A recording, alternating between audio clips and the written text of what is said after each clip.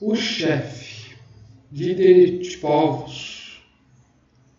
Vamos falar um pouco sobre o chefe. Logo no começo desse capítulo, a gente tem: quem será o chefe desse novo organismo para o qual se dirige toda a vida? Como a história o escolherá e o evidenciará? Há momentos em que a história atravessa curvas decisivas, preparando a fase conclusiva de um ciclo milenar, no qual imensas maturações sociais estão iminentes na aurora de novas civilizações. A humanidade sente-se, então, perder-se em crises e conflitos, onde todo o passado parece ruir.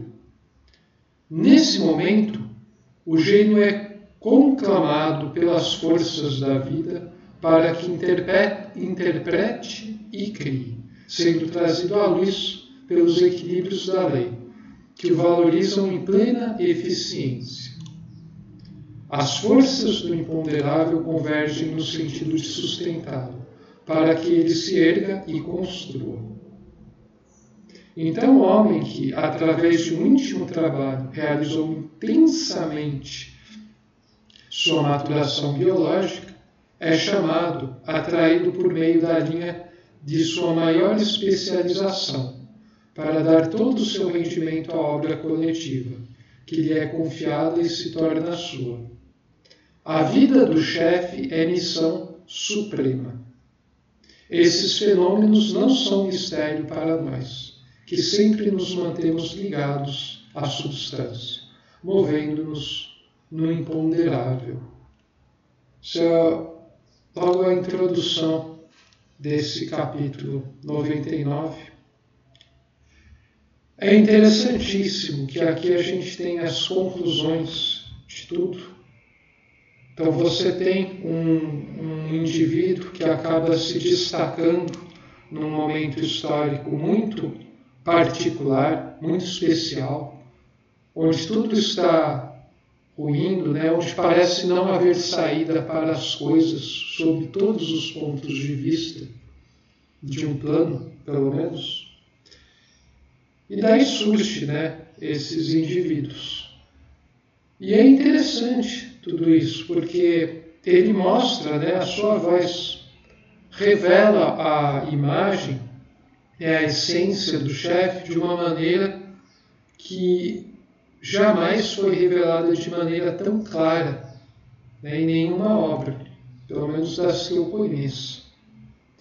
A gente vai ver um pouco a respeito das singularidades desses tipos. Então aqui, vou colocar, a gente vai estar vendo o chefe. Aqui eu coloquei uma imagem do Nelson Mandela. Inclusive é um ser que demorou anos para se construir e assumir e cumprir uma função histórica. Inclusive existem vários filmes muito interessantes sobre a vida desse personagem peculiar. Agora me vem à cabeça aquele The Long Walk to Freedom, sobre ele. Uma biografia muito boa do Mandela. Mas a questão aqui, então, é nós vermos o chefe, o que é, quem é o verdadeiro chefe, líder dos povos, não esses líderes que falam aí em meios corporativos, liderança, não são esses verdadeiros líderes, porque de espiritual, de consciente, de ousadia real que transcende todas as limitações impostas pelo meio, disso esses não têm nada. Nós estamos falando dos chefes verdadeiros, líderes de povos, de pessoas geniais que se destacam e conseguem, em vários momentos, ter o domínio e impulsionar a humanidade. Quais são as características dessas criaturas? Bom, eles são um centro de convergência fortíssimo. Primeira coisa, segunda, que eles executam as leis da vida. Então o chefe tem uma missão suprema. A gente pode falar que o chefe, ele é uma maneira, ele se torna, né, uma ferramenta para a aplicação precisa da lei de Deus em momentos muito críticos da história. Ele se torna uma ferramenta poderosíssima, é uma ferramenta cirúrgica, é uma ferramenta de precisão que acaba atuando durante um momento histórico e sempre é guiado por forças superiores. Mesmo que o sujeito, que é a ferramenta, né, esse chefe que conduz, né, povos, não tenha ciência disso, não tenha uma consciência de sua missão histórica, ainda assim, né, ele acaba sendo um instrumento da lei.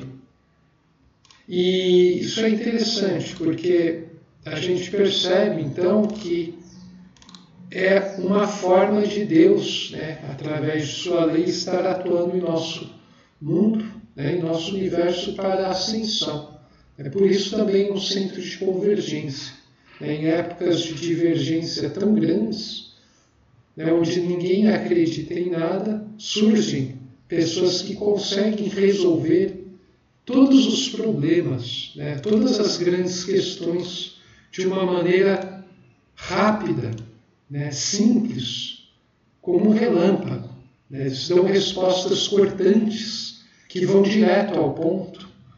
Né, eles solucionam várias questões que filósofos, né, cientistas, vários tipos de pessoas estiveram aí tentando abordar de alguma forma durante séculos, se não milênios. Eles chegam e resolvem, né, em parágrafos, em simples gestos, com coisas muito, né, com atitudes muito singulares, né, com comportamentos muito singulares, com ideias altamente criativas, revolucionárias, ideias transcendentes, abordagens nunca antes vistas. Então, isso acaba atraindo, de certo modo, as pessoas, porque é algo simples, profundo, sintético e prático. Não prático no sentido de resolver questões mundanas, mas resolver todas as questões do ser, e inclusive as questões mundanas, mas não da forma como muitos imaginam. E então esse chefe, ele é o tipo mais capaz, né?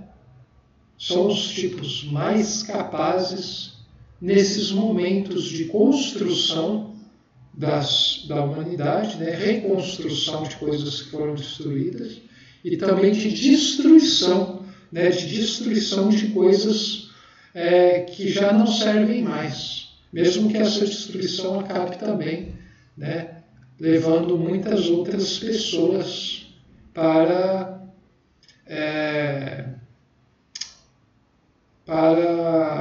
a morte, né?